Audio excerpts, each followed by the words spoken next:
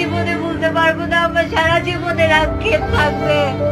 আমি আমার শাশুড়ির হাতে পায়েও ধরে বলেছিলাম যে আমার একটু সংসারটা করতে দেন, আমার শাশুড়ি আমাকে সংসার করতে দেয়নি। আমার শাশুড়ির মা ডাক শোনার জন্য তার 2 সন্তান রয়েছে, কিন্তু আমার সন্তানের বাবা ডাক শোনার জন্য কেউ রইল না। আগে যদি বুঝতে পারতাম সত্যি আমার স্বামী এভাবে চলে যাবে, তাহলে আমি সারাটা জীবন শাশুড়ির গোলাম হয়ে থাকতাম। হ্যাঁ ভিউয়ার্স, এভাবে স্বামীর জন্য কান্না করছে 20 বছর বয়সী পলাশের স্ত্রী, অথচ পলাশের মায়ের চোখে 1 ফোঁটাও পানি দেখা গেল না। এদিকে শোনা যাচ্ছে অন্তঃসত্ত্বা পলাশের স্ত্রী পলাশ সাহার স্ত্রী বলেন, আমার হাজবেন্ডের কত যে স্বপ্ন ছিল, সে স্বপ্ন আর পূরণ হবে না। কত যে স্বপ্ন ছিল, ঠান্ডা আমাকে তো সে সাথে করে নিয়ে যেতে পারত, আমাকে তো সে ভালোবাসতো। আমার আক্ষেপ থেকে যাবে আমার বয়স 20 বছর, আমার সারা জীবনের আফসোস থেকে যাবে আমার হাজবেন্ডকে নিয়ে, যাকে আমি জীবনে প্রথমবার ভালোবেসেছিলাম। আমাকে তো সে ভালোবাসতো, এত অভিমান করেছিল, একটাবার তো বলতে পারতো, একটাবার হাত করে যেতে পারতো, আমাকে হাগও করলো না, জড়িয়েও ধরলো না, ও নিজের মতো চলে গেল। যাকে আমি জীবনে প্রথমবার ভালোবেসেছিলাম, আমার স্বামীকে, তাকে নিয়ে আমার সংসার করা হলো না। কত অভিমান, কত কষ্ট নিয়ে যে ও চলে গেল।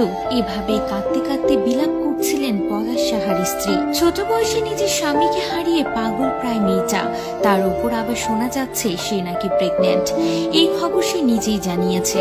শুধু তাই নয়, সে বলেছে, আগে যদি বুঝতে পারতাম সত্যি আমার স্বামী এভাবে চলে যাবে, তাহলে আমি সারাটা জীবন শাশুড়ির গোলাম হয়ে থাকতাম। আমার শাশুড়ির মা ডাক শোনার জন্য তার 2 সন্তান রয়েছে, কিন্তু আমার সন্তানের বাবা ডাক শোনার জন্য কেউ রইল না।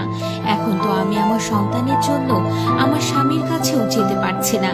আমার স্বামী আমাকে অনেক ভালোবাসতো, নিজের হাতে খাইয়ে দিত।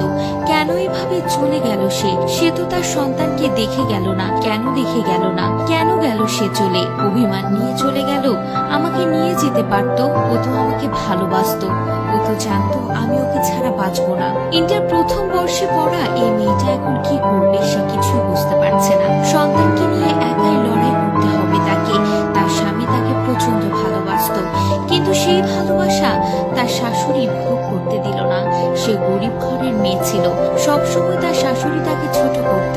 শুধু তাই নয়, সে গরিব ছিল বলে, তার পরিবার গরিব ছিল বলে তার স্বামীর বাড়িতে কখনো তার মা বাবা প্রবেশ পর্যন্ত করতে পারেনি। এতটাই অবহেলায় কাটিয়েছে দিন সে। তিনি বলেন, আমি আমার শাশুড়ির হাতে পায়ে ধরে বলেছিলাম যে আমার একটু সংসারটা করতে দেন। কাঁদতে কাঁদতে আরো বলেন, আমার স্বামী আমাকে আর এসে জড়িয়ে ধরবে না। পলাশ সাহার স্ত্রী এবং তার সন্তানের কি হবে? তাদেরকে এখন একাই সংগ্রাম করে বেঁচে থাকতে হবে।